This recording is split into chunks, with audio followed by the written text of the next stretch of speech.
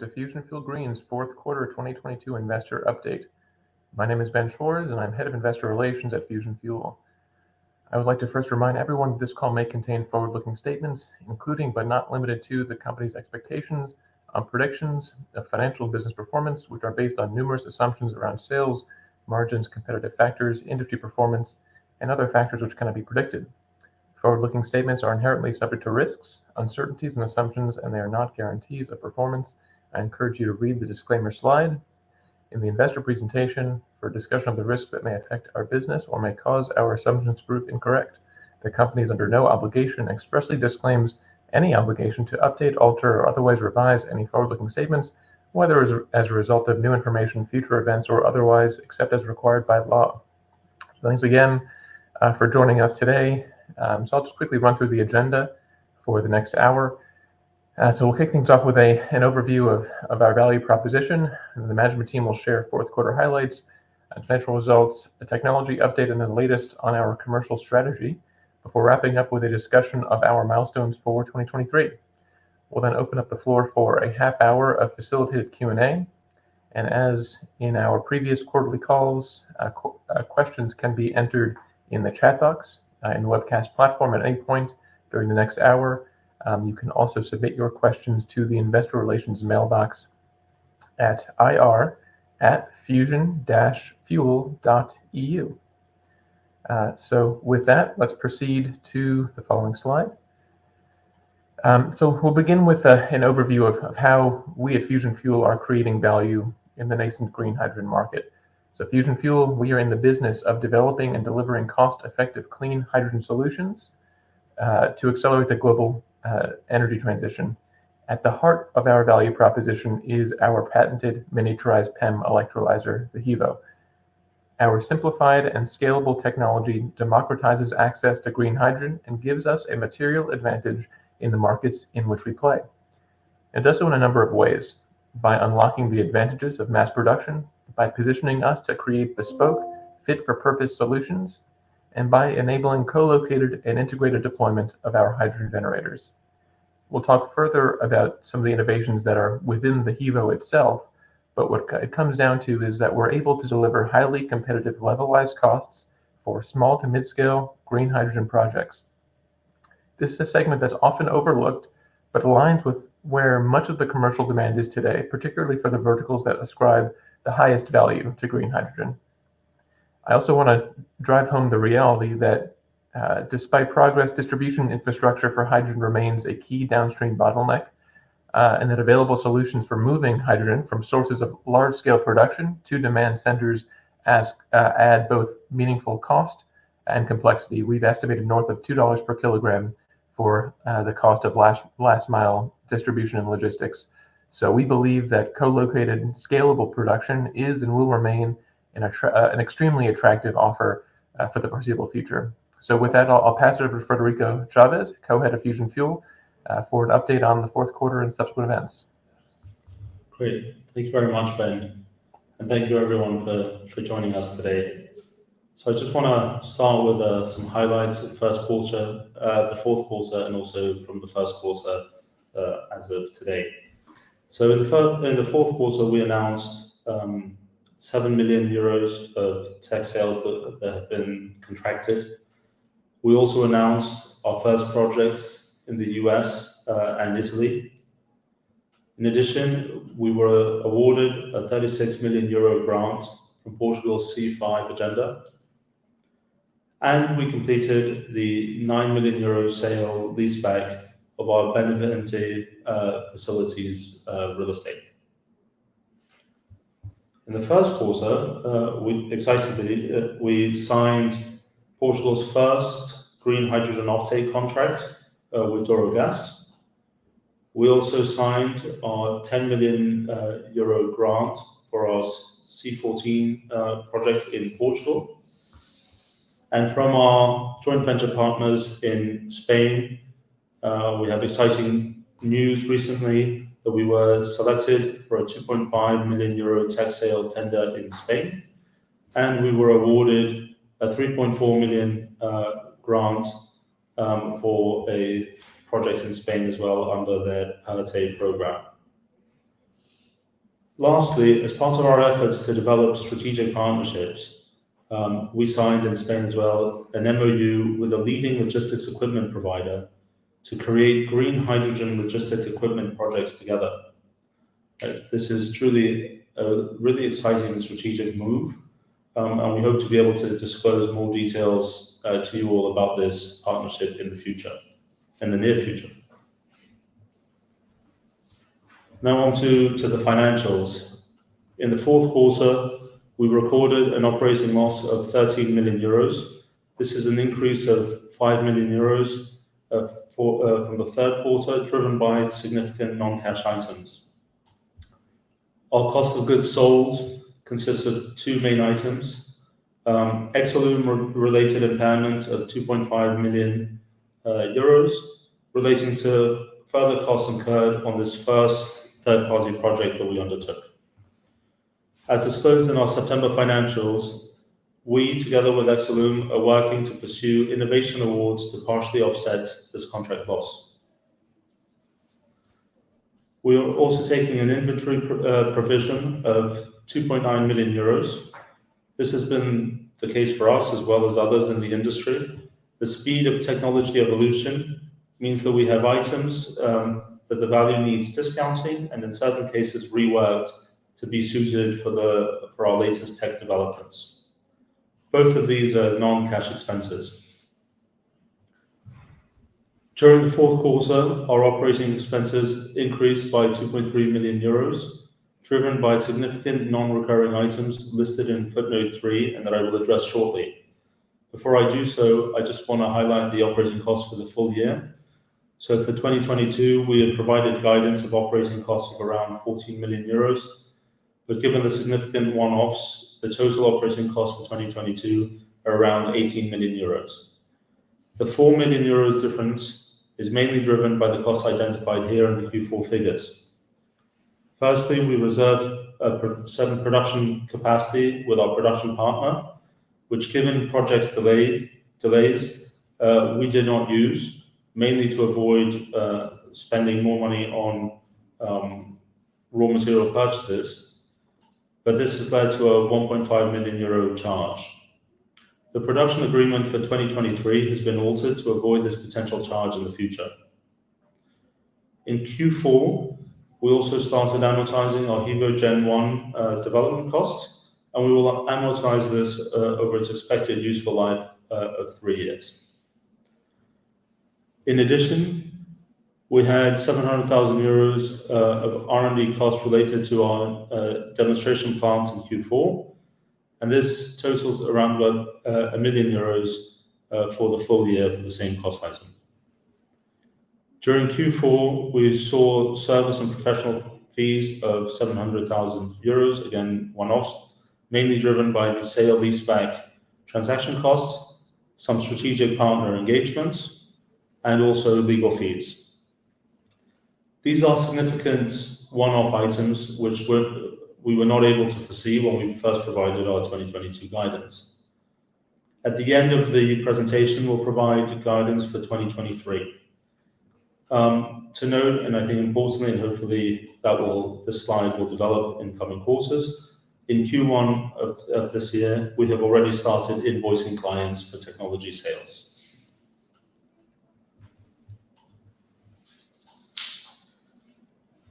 During the fourth quarter, we strengthened our cash resources through the following activities. Principally, our sale leaseback efforts. We were able to secure net inflows of 7.5 million euros, which we received net of the security deposit and some deferred considerations. So the 7.5 million euros was the net on the 9 million euro sale leaseback sale.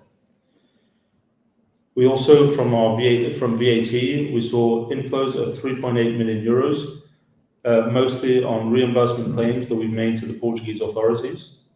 We have submitted additional claims in the first quarter for a significant portion of the 3.7 million euros receivable balance as of year-end. In addition, we received 3 million euros as a prepayment of a portion of the C5 grant awarded. The very fast turnaround time of this payment, so we were awarded the grant in December and we actually received the reimbursement cash in December, re-emphasizes Portugal's commitment to the hydrogen business and to operationalize it as quickly as possible.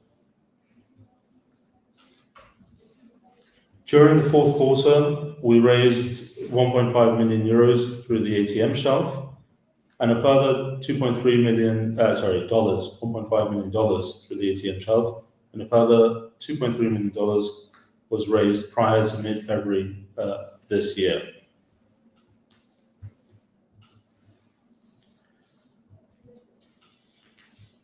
We continue to see an increased efficiency in the grant process in Portugal.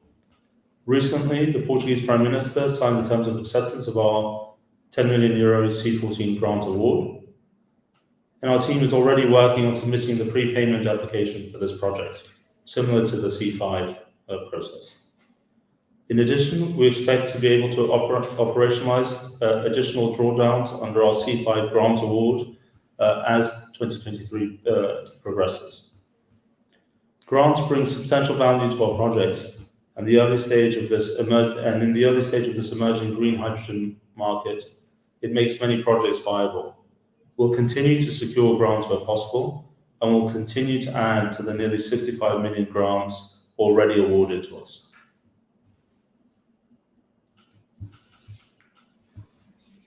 I would like to now take a moment to truly drive home what makes our technology so special, as we are unique in the market. Our technology centers around the HEVO, as you see pictured there on the slide. It is at the heart of both the HEVO-Solar and the HEVO-Chain. It has a unique membrane and electrochemical cell design that allows for reduced power system costs. This is a major cost driver for any centralized electrolyzer. It also protects against system-wide degeneration and issues, as our membranes operate independently and not in a traditional stack. It allows for a modular approach using this miniaturized electrolyzer, which reduces O&M costs and complexity, as well as system downtime, as modules can be replaced individually. We can use inexpensive structural materials and simplified engineering and assembly, which reduces costs further. All of this enables us to create an industry-leading cost of green hydrogen, which Ben showed previously, an advantage that is amplified further in small to mid-scale projects.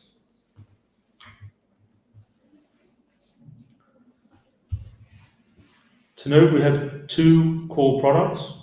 We have our HEVO-Solar, which is, for those of you who've been following us for some time, are hopefully very familiar with. This is an integrated solar to hydrogen generator.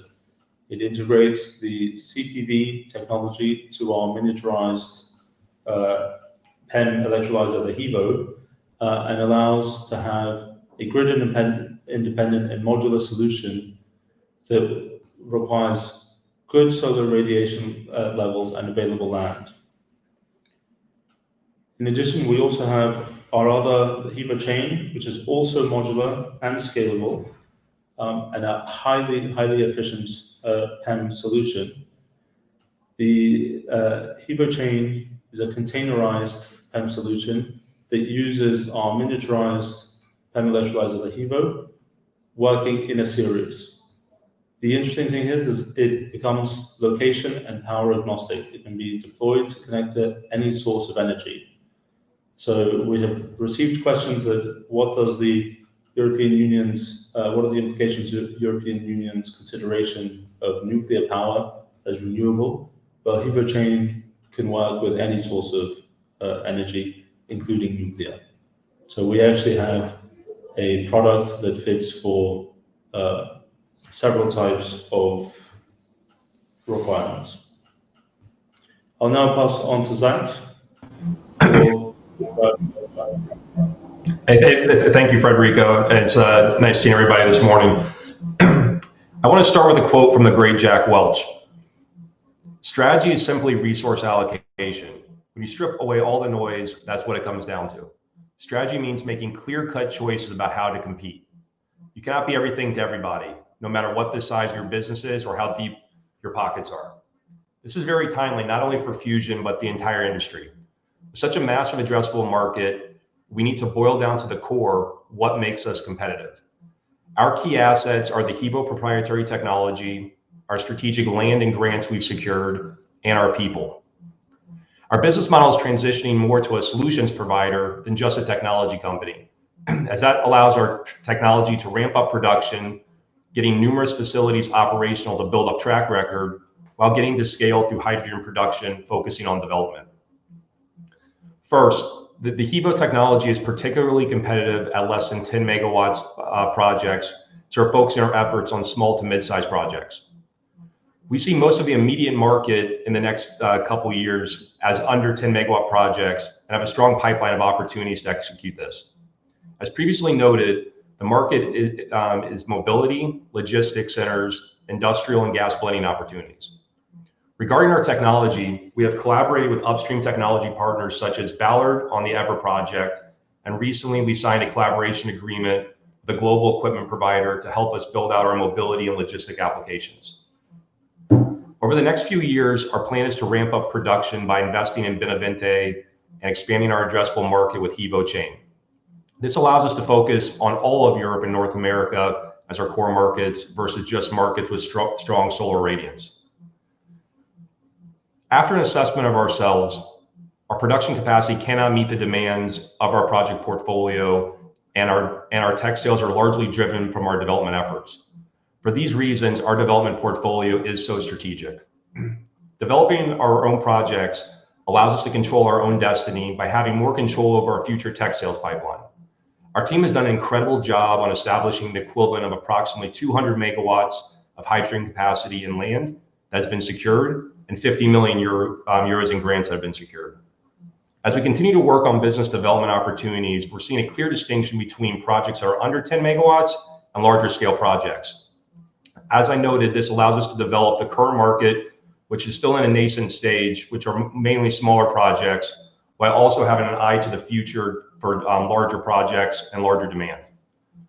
With our technology production estimated to be 250 megawatts of capacity till the end of 2025, and our development pipeline being substantially larger at estimated 1.5 gigawatts, we look to maximize shareholder value by also working with other technology providers to execute our portfolio projects. This is a strategy we already kicked off and announced last year in our agreement with Toshiba to explore solid oxide solution for certain large-scale projects. This strategy solidifies Fusion Fuel as a holistic green hydrogen solutions provider. To do this, we have decided to create multiple development partnerships. First, we have Fusion Fuel Spain, which is doing an incredible job and building a pipeline of projects in Spain that has grown to 500 megawatts of high quality opportunities that are in various stages of development. The team in Spain continues to do a fantastic job. Secondly, we're creating a development company to focus on building out development opportunities, focusing on the North American market, one of the most important hydrogen markets currently. Given our extensive development experience, this will be led by myself and Jason Barron. We'll continue to de-risk our portfolio by working with world-class engineering, procurement, and construction companies to minimize construction risk and sign long-term customer agreements to provide certainty of recurring revenues and EBITDA.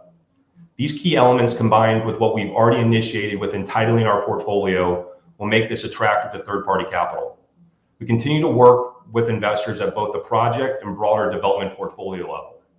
Our North American pipeline currently stands at over 250 megawatts of capacity, and the balance of our portfolio projects in Portugal and Europe is how we get to an aggregated total of 1.5 gigawatts.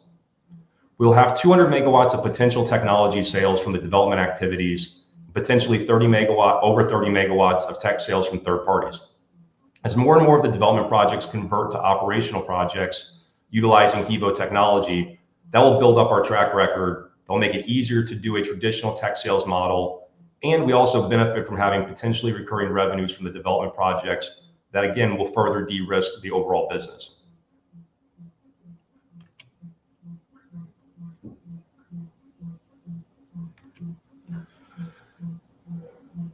Fusion Fuel strategy creates a diversified revenue model with traditional third-party technology sales and sales from our projects created by Fusion Fuel Spain and our other development company. We're currently forecasting over 230 megawatts of potential technology sales till the end of 2025 based on our current pipeline and our forecast. Our third-party technology sales are focused on the Iberian Peninsula and Italy. We're seeing approximately 10 megawatts of potential sales this year, and as Fred highlighted earlier, we have recently been awarded another mobility project and winning another grant in Spain. We'll continue to explore additional technology sales and work on them in the current and our other core markets. We have also started commissioning of the Exolum plant and signed contracts for Alcalá project and began invoicing to our client Kime in Portugal. All this brings our committed tech sales to a total of 12.5 million euros for 2023. We are projecting additional opportunities to expand the technology sale in Alcalá, also to complete the sale of a recently awarded project in Spain, and a few other near-term opportunities to bring our target to over 25 million euros in revenue this year. We expect exciting things from our partnership with Duferco and are forecasting further opportunities in 2024 and 2025 with them based on our recent efforts. Fusion Fuel Spain and our other development entity have a pipeline of, as I noted, of over 200 megawatts of tech sales for Fusion Fuel into 2025. This strategy also monetizes most of our grants and provides a steady diet of project pipeline for Fusion while we build up more traditional tech sales model in our core markets.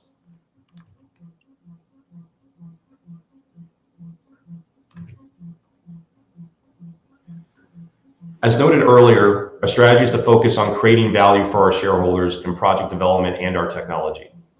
We see the benefits to Fusion Fuel being that we execute potentially up to the 200 megawatts of tech sales, as I've noted, generate potential equity returns via recurring revenue and fees from creating value in the development process. We also benefit from building a footprint and track record in 5 core markets: Portugal, Spain, Italy, USA, and Canada. Our development strategy will be to continue entitling our projects through securing strategic real estate, grants where available, and licensing these projects. Secondly, we'll commercialize our pipeline by securing offtake agreements and signing EPC contracts to de-risk the construction. We recently signed our first agreement with Douro Gas, and we plan to continue building off this by signing additional offtake agreements as our projects move towards final investment decision. This approach will increase shareholder value by monetizing the grants, the land, and selling our technology. We will also potentially capture upside in development while controlling our own destiny through having our own project portfolio we've created that gives a credible backlog of tech sales. As part of creating this development entity, we'll opportunistically look to bring in third-party capital to support in the funding of the projects, both in the development phase and during the construction phase. The more we entitle and commercialize our portfolio projects, the more attractive the portfolio will be to third parties. Fusion will balance how far it takes the portfolio prior to bringing in third-party capital to maximize shareholder value while also keeping an eye on our financial exposure. This will be managed by myself, Frederico, and other senior managers of the current team, and we'll be adding additional members to support in this effort. Frederico, back to you. Great. Thank you, Zach. So now I'd like to provide some overview and forward guidance on our on 2023 and outlook for our 2024 and 2025 core figures. So I want to note that for 2023, we're providing guidance that we're seeking to achieve 25 million euros of revenues. This is based on 5 projects, of which 13 million euros of those have already been contracted.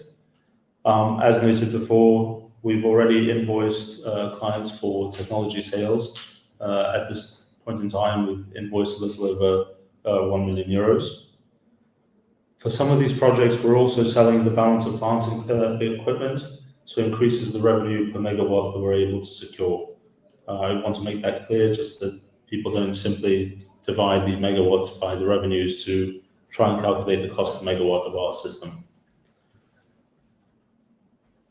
We'd like to note that for 2024, we're aiming for 80 million euros in revenues, and for 2025, over 140 million euros in revenues.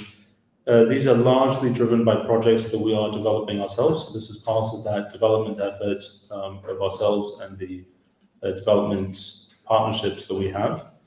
So those projects are clearly identified.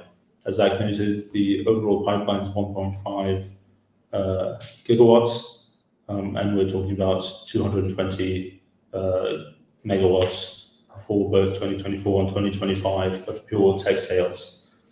As noted, we have not reflected any additional income that we expect to realize from our development activities, such as fees or possible equity returns or shares. The reason for that is that at this stage it's too early. The value of such fees or such or equity returns that we might have will be dependent on how mature the project is when an investor or partner comes in.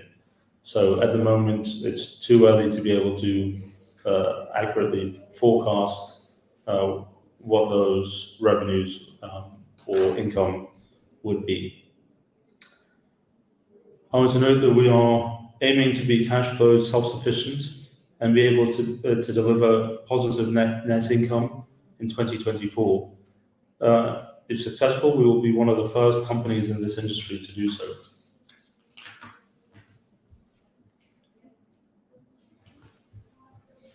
Also want to highlight, as we always have our core milestones for 2023. Naturally, I have not included the booking of first revenues, but that is obviously implied with the previous targets that I noted earlier. So from our production, we want to keep expanding our production capacity and build out our phenomenal facility in Benavente. We want to finalize the development of HEVO-Chain. As we've announced, we want to be putting it out in the market commercially in the first half of 2024.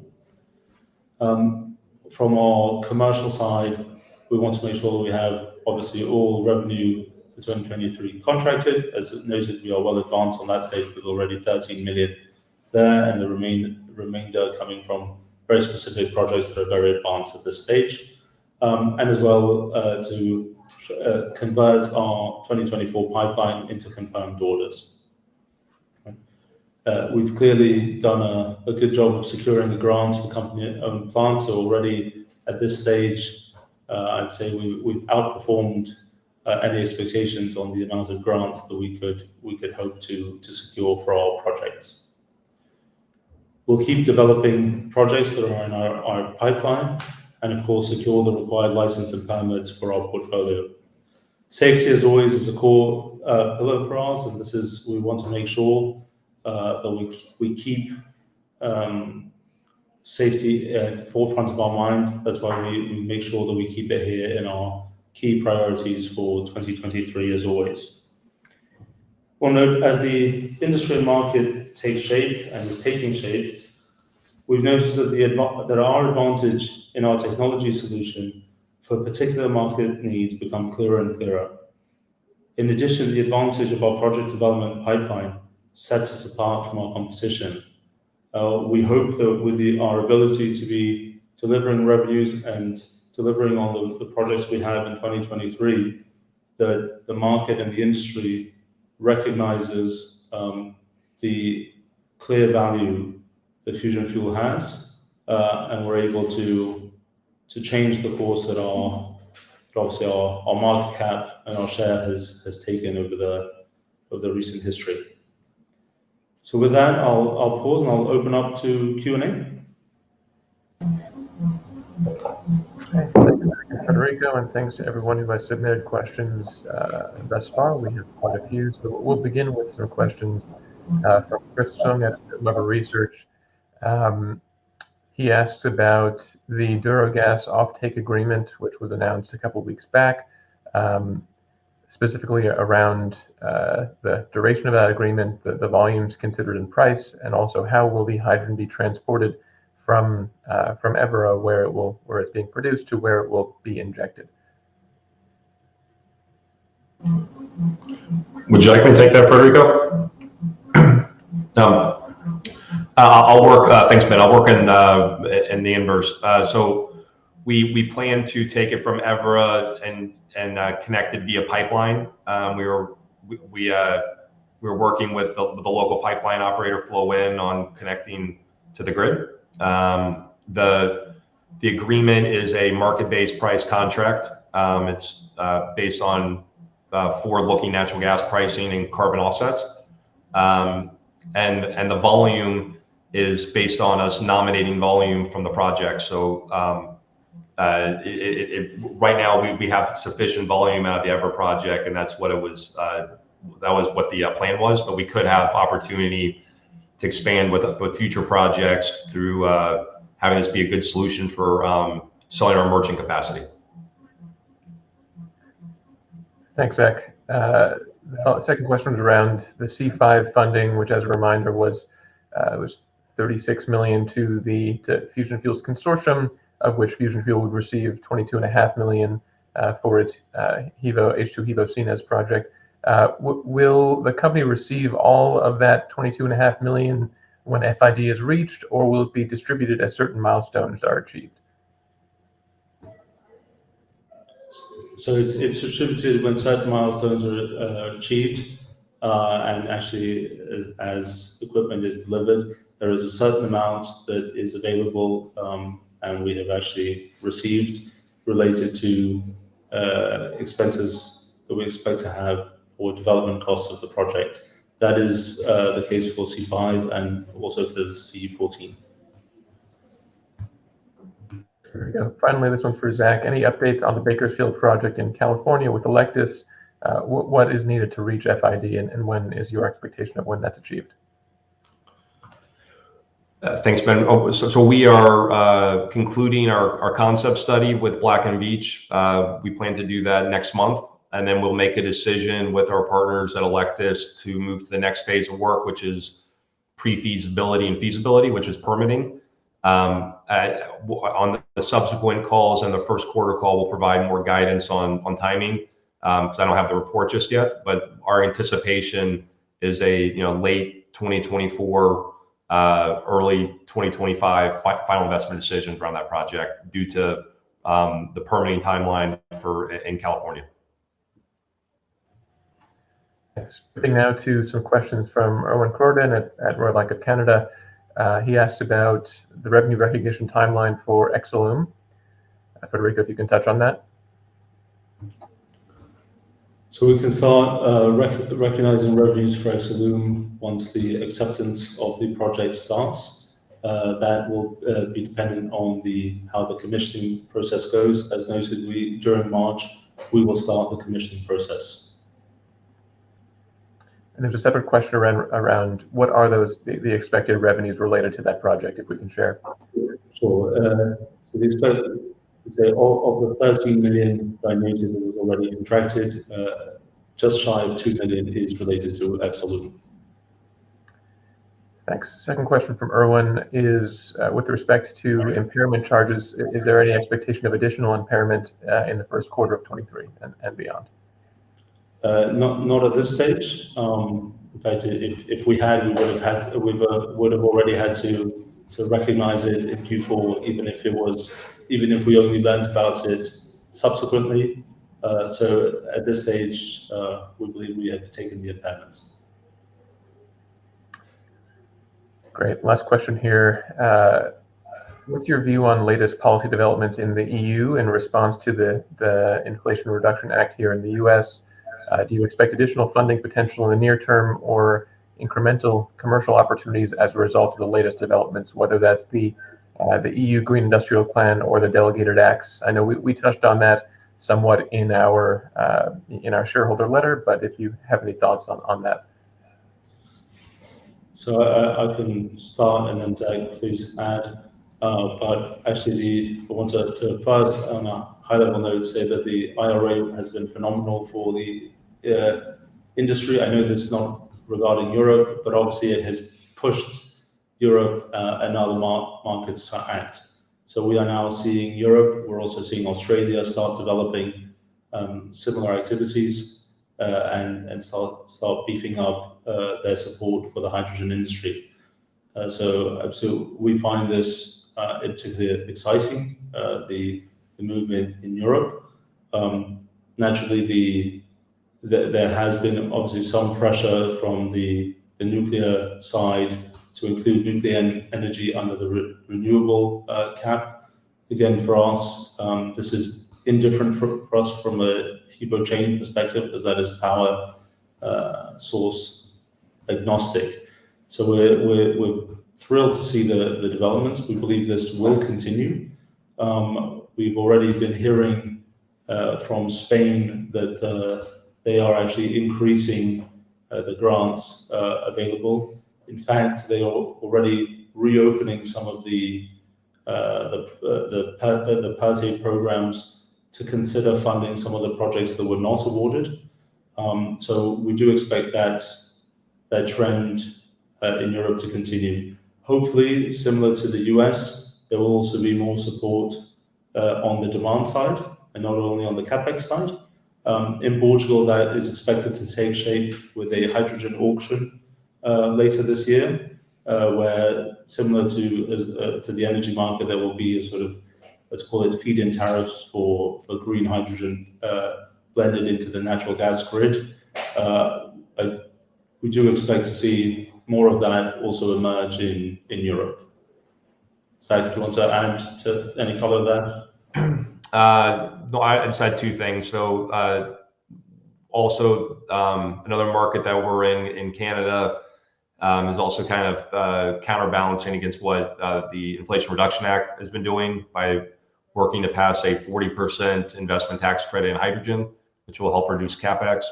And I'd say the last piece would be, California is a leader in the U.S. and just generally even in environmental and renewable markets, and the low carbon fuel standard credit that has really helped drive the mobility market in California for hydrogen refuel infrastructure. We're seeing that replicated or being discussed to be replicated in other states throughout the United States, which will help expand mobility, which is a kind of a core market for fusion fuel. Thanks, guys. So there's a question here about the green hydrogen tender that Portugal recently announced. I know, Federico, you just spoke to that. The question was whether Fusion Fuel intends to apply for parts of this tender. I think you might as well answer that explicitly, even though you already did. So you mean the hydrogen auction in Portugal? Yes, absolutely. We expect to not only participate for our own projects, but also likely participate together with partners as well. Thanks. Pivoting to HEVO-Chain briefly, a couple questions here around customer reaction to or early indications of interest from prospective customers regarding the HEVO-Chain. I think there's been significant interest in HEVO-Chain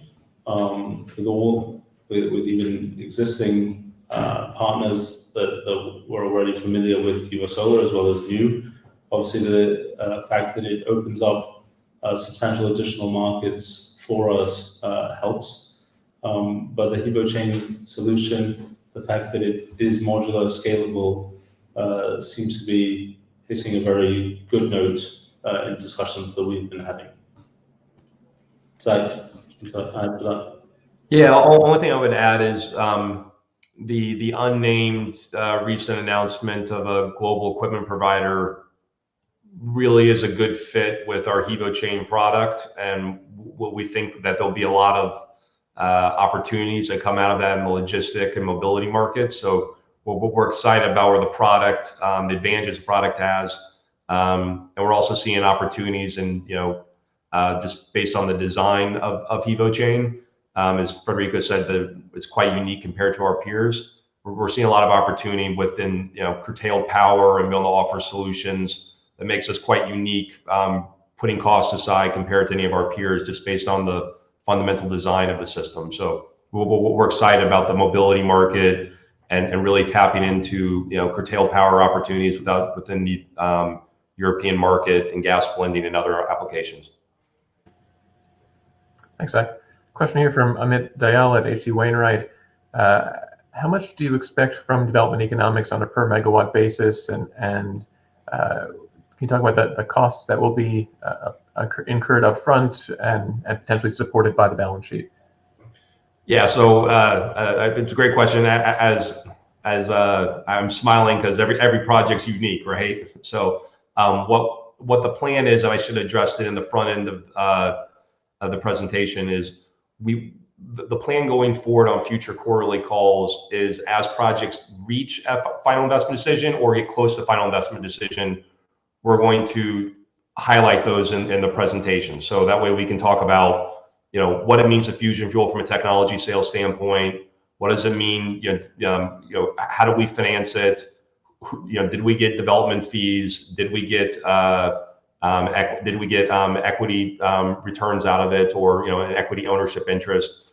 And then I think the last piece is the plan for the company is to continue seeding the development of the projects until there's a balance, as I noted in my remarks. There's a balance of seeding the projects until a point where we can create enough value to bring in third-party capital, but the entire plan is to bring in a third-party capital to fund the developments and fund the projects once they reach final investment decision. That is not in our plan for Fusion Fuel to do that and take on that capital exposure. Fred, do you want to add anything? Oh, perfect. In fact, this is a question that I know I've received on a number of occasions. Figure we'll ask it here. When do you expect news about the IPCEI funding decision? I wish we knew. No, I think we're on a waiting pattern here. So we don't have further guidance as to when that news might come. What we know is that what we've done and in all our pipelines and so on, the numbers we've been giving, we haven't included it so that it does not significantly distort the figures while we wait for that news. At this stage, and this has been the case right from the beginning, we take this as a first come, first serve. We continue to develop our own projects, we continue to engage with third-party clients, and we're moving forward with our hydrogen projects as fast as we can. When the IPCEI gets announced, we'll have to see how we handle our production constraints and plans accordingly. But at this stage, we don't know anything else. Thanks, Federico. Question here around, can you elaborate on your plans for Morocco, Middle East, India, Australia, all places where partnerships have been announced in the past? Do you want to take that, Fred, or you want me to? Yeah. As I just noted, right, and again, this kind of goes into the strategy. I just want to be clear on it. We are not. I don't want us to look like we're signaling that we are abandoning Australia or Morocco or North Africa opportunities. We have finite resources. We have created significant, opportunities, momentum in the 5 markets that we talked about earlier. So, and we see them as near-term opportunities for technology sales or growth in these development projects. So we continue to develop and push forward in Australia and North Africa.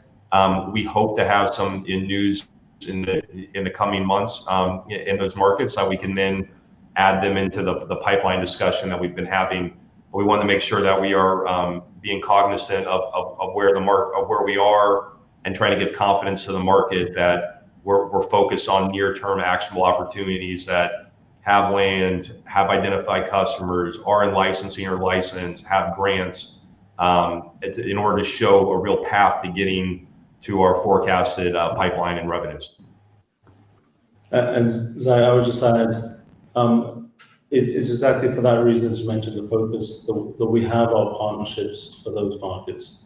So in Morocco and the Middle East, where we have partnerships with CCC and so on, this is where we're counting on those partners to help us bring those projects to a further stage of maturity, where we'll start to disclose the progress on those as well. At this stage, we're disclosing the progress we're making on the ones that are effectively under our sole or principal control right now. Thanks. Okay. Well, last question here. So if you do have final questions, do get them in.